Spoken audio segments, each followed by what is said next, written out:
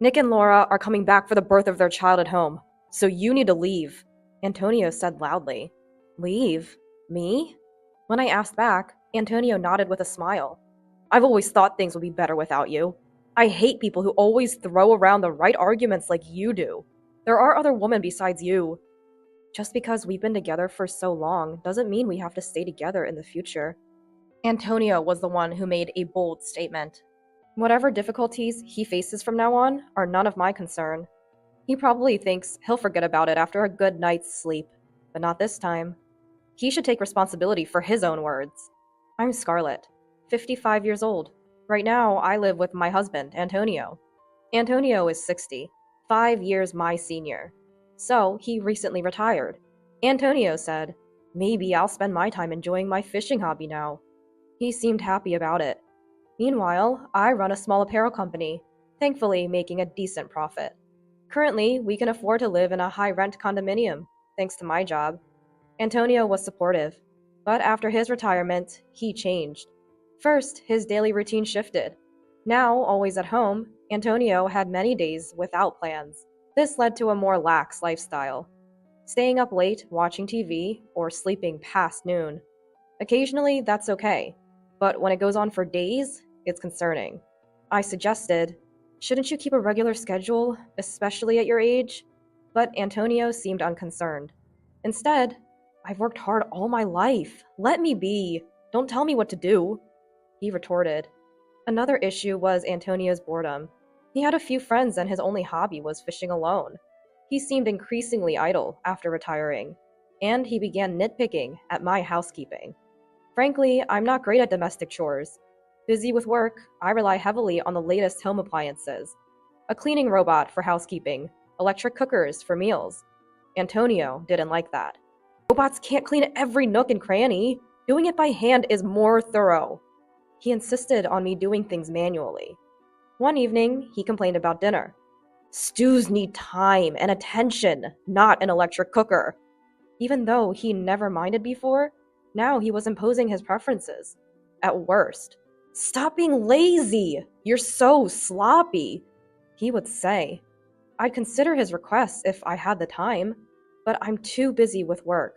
If he's retired and has time, he should do it. When I pointed this out, just because you work doesn't mean you can act superior. He snapped. I couldn't help but understand why some people divorce later in life. Yet I endured, considering how hard we had worked together.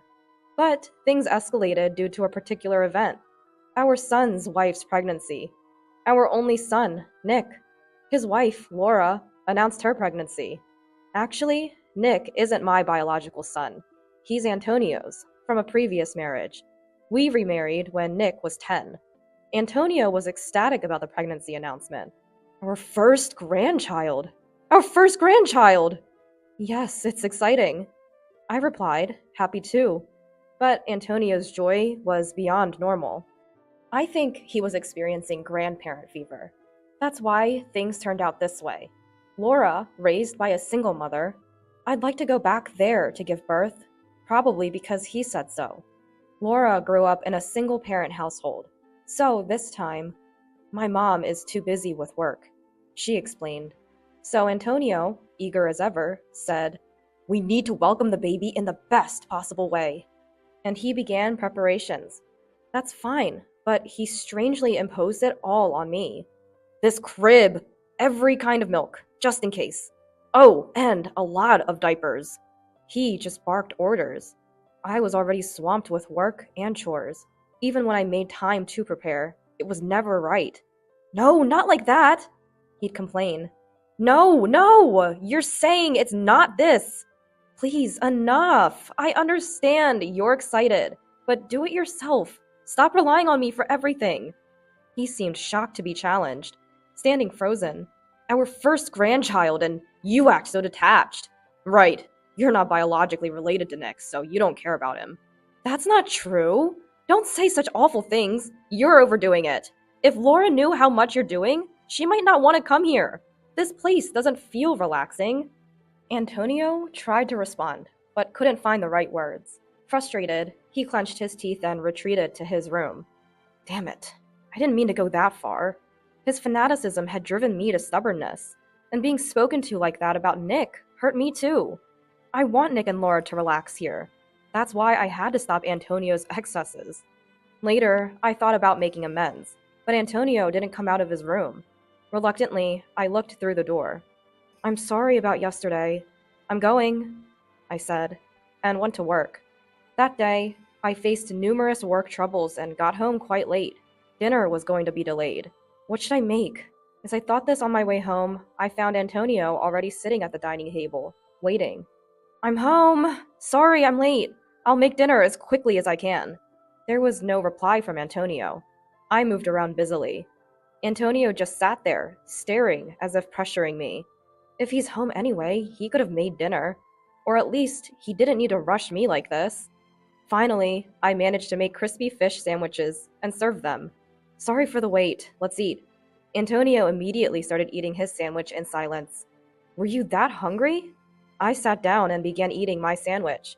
Before I was even halfway through, Antonio had finished eating. He sat up straight and looked at me. "What?" I asked. Antonio spoke in a low voice. "You're all about work, neglecting the housework." "What?" His unexpected words nearly made me drop my sandwich.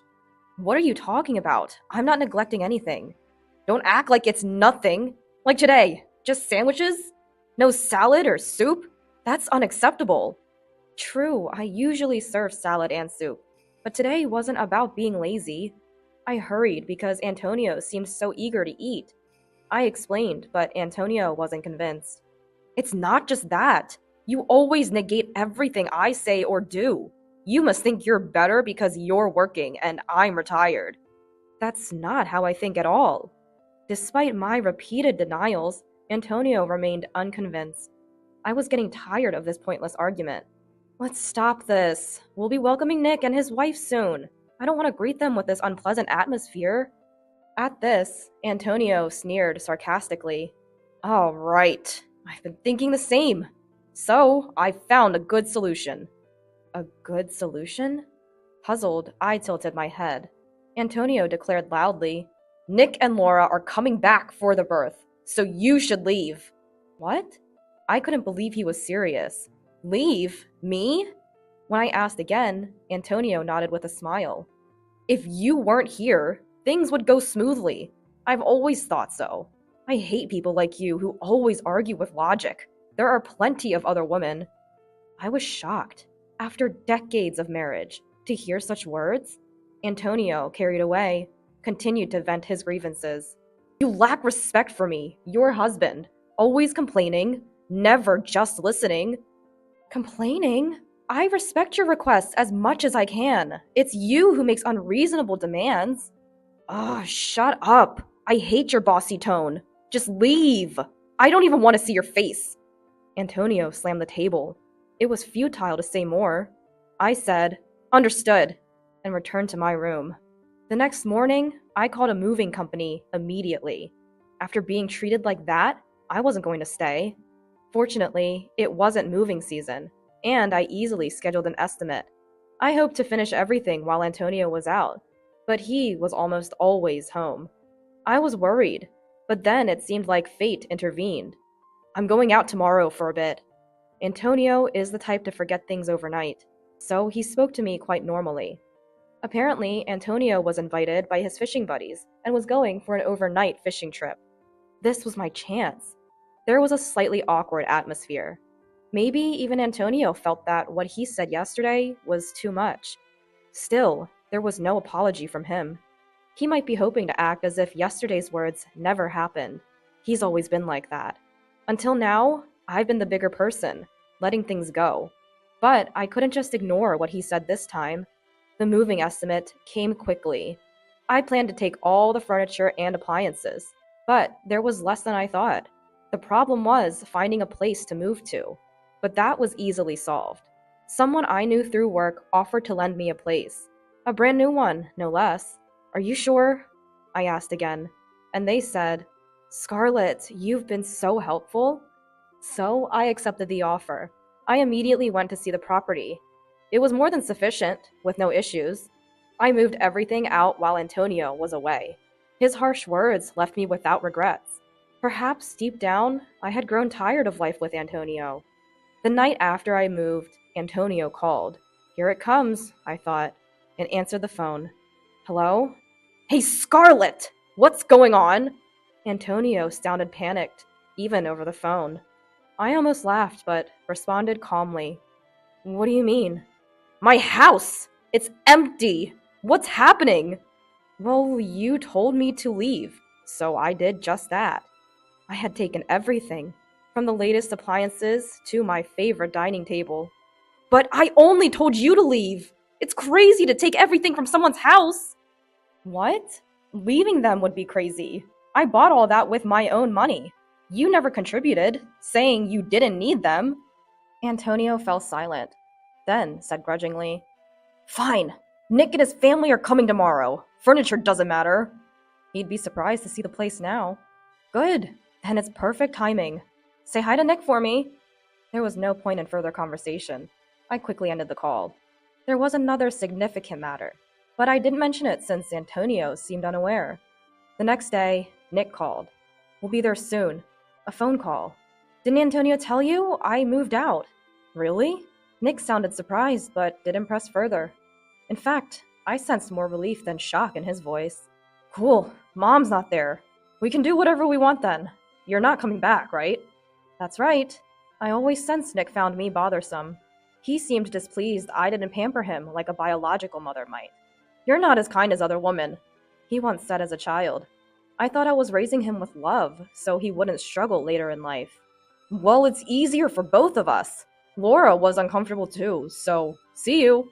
That was like his father, always adding one extra, unnecessary comment. I pondered this after hanging up. That day, I was a bit on edge, unable to focus on work. I half expected a call about the furniture and appliances. Laura once said, It must be nice to have all these appliances for an easy life. I secretly thought their visit was to take advantage of that. But contrary to my expectations, no call came that day. Finally, at the end of the month, Antonio called. Scarlett? His voice lacked confidence, making his intention clear. But I played ignorant. Yes? It's about the rent. Yes? What about it? He struggled to say it, but he wanted to talk about rent.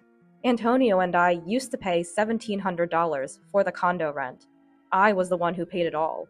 There's no way Antonio, with his retirement, could afford it. He might manage for a while with his retirement fund, but it would eventually run out. He called me, but hesitated to speak his mind. I had to prompt him. What? You're not expecting me to pay the rent for a condo I don't even live in, are you? No, that's not. You were the one who insisted I leave, right? And now you're coming back to me? That's not something Antonio's pride would allow. As expected, he changed the subject. Scarlett, are you doing okay? With a place to live? Yes, I managed to find a place, thanks to some connections. I'm living comfortably. Saying this left no room for him to ask me to return. I had no intention of going back. But just in case... Oh, okay. Nick and Laura were saying they miss you. I thought maybe you'd consider coming back. Such words were unusual for Antonio. He must be really desperate. But I had no intention of returning. Oh, really? I thought they disliked me. No, that's not. Well, it doesn't matter. I have something important to discuss, so I'll come over. Yes. Yes, there was a vital matter to discuss for my future. Antonio replied, All right, I'll be waiting. Cheerfully. Later, I visited the condo for the first time in a while. Long time no see. Antonio was dressed up, unnecessarily. No matter how much he dressed up, it was pointless. I walked down the hall and into the living room, where Nick and Laura were sitting. Clearly, they couldn't live with nothing. New sofas, tables, and a fridge were installed. Nick waved casually, and Laura, though glaring, greeted me. The atmosphere was tense. I wanted to finish what I came for and leave. I sat down as Antonio urged. So what did you want to talk about? Grateful he brought it up, I started the conversation. I thought it's better to handle this sort of thing sooner rather than later. Antonio turned pale the moment he saw what I held out. You're planning to divorce me? He was visibly shaking, looking at the filled-out divorce papers. Yes. Ever since you told me to leave, I've been intending to. Did you really say that without thinking? Antonio fell silent. He probably did. He tends to blurt out things in the heat of the moment without thinking ahead. This habit had caused him troubles at work several times. The last time you said all those terrible things, I don't want to see your face. There are other women. And what else? Anyway, at that moment, I couldn't see a future with you anymore. He must remember saying those things. Antonio kept his head down, sweating. Yeah, I said it, but that was not really what I meant. You can say such things even if they're not in your heart? I'm appalled. Well, it doesn't matter to me anymore. I was shocked. I can't do this anymore. That's all. Facing Antonio, our eyes met. He immediately flinched and looked away. Can't you reconsider? We've come so far together. I've come this far only to be told such things. I can't do this anymore. I can't be with you. As I firmly stated, Antonio let out a long sigh. The room was enveloped in a painfully awkward silence. The silence was broken, surprisingly, by Laura. Excuse me, I'm the one who's been most inconvenienced here. I turned to Laura, tilting my head, and she glared at me with eyes full of resentment. What do you mean? I thought this place would be perfect with Scarlett around, clean and full of the latest appliances. I came here expecting to be pampered, but instead I'm caught up in this marital mess. It's a huge nuisance. Laura sighed even louder than Antonio had earlier. She was angry with me for not meeting her expectations of a princess-like pampering. That is a huge misunderstanding. If she's unhappy, she could go back to her own home or anywhere else. But she chose to stay here. When I said this, Laura's face turned red. What's with that attitude? I came all the way here for you. I never asked you to come. Laura looked like she was about to scream. Her breathing was heavy with anger. But it's absurd! I had such high hopes after talking to Antonio, and now this? It's too much. Laura finally burst into tears. Nick tried to comfort her. But this made a little sense. This explained Antonio's excessive grandparent fever. It was driven by Laura's expectations. Antonio, flattered and relied upon, must have gotten carried away. But it doesn't change anything. Laura was inconsolable, and Antonio remained frozen, sweating. There was no point in staying. There's no use staying here. I'll leave. We can settle the divorce through lawyers. As I stood up, this time, Nick shouted, You're running away? Shaking off your responsibilities and causing trouble. I was stunned by the absurdity. It's also good to have a grudge. Approaching Nick, who was sitting close to Laura, I found myself naturally looking down at him. What's wrong? How old do you think you are now? Huh? I'm 35 years old. I took a deep breath and glared at him. So what responsibility do you think I have? Taking care of a 35-year-old son and his wife? Or a 60-year-old husband? Nick was speechless, eyes wide. I couldn't hold back any longer. You're all adults! Enough is enough! Who's causing trouble? Using my efforts as a stepping stone while expecting me to always smile and comply? Oh, calm down, Mom. Don't act like a child now. I shouted so much I was out of breath. I took a moment to breathe deeply. At least, Nick, I always cared about you, raised you as my own, but maybe I failed to convey that. Nick started to say something, but fell silent. I grabbed my things and quickly left the room. No one followed me. Later, Antonio agreed to the divorce easily. No alimony. He mentioned moving out since he couldn't afford the condo. Antonio had never done housework before. Living alone would be hard for him. The letter passed through the lawyer, written in Antonio's familiar handwriting. Thank you for everything. Simply said. He tried to reconcile, but I firmly refused, and he seemed depressed. Nick and Laura decided to go back to Laura's family home. Laura complained, but Nick persuaded her. After the divorce, Nick called once. I'm sorry for everything. I'll try to be a parent like you. He said shyly. Maybe Nick hadn't hated me as much as I thought. I ended up buying the new house I was renting and still live there. Work is going well. I was tired right after the divorce, but now I feel refreshed. It's nice not having to take care of anyone. I'm not sure how many years I have left to work, but I'll do my best. Enjoying my private life too, and secretly, I still wish for Nick's happiness.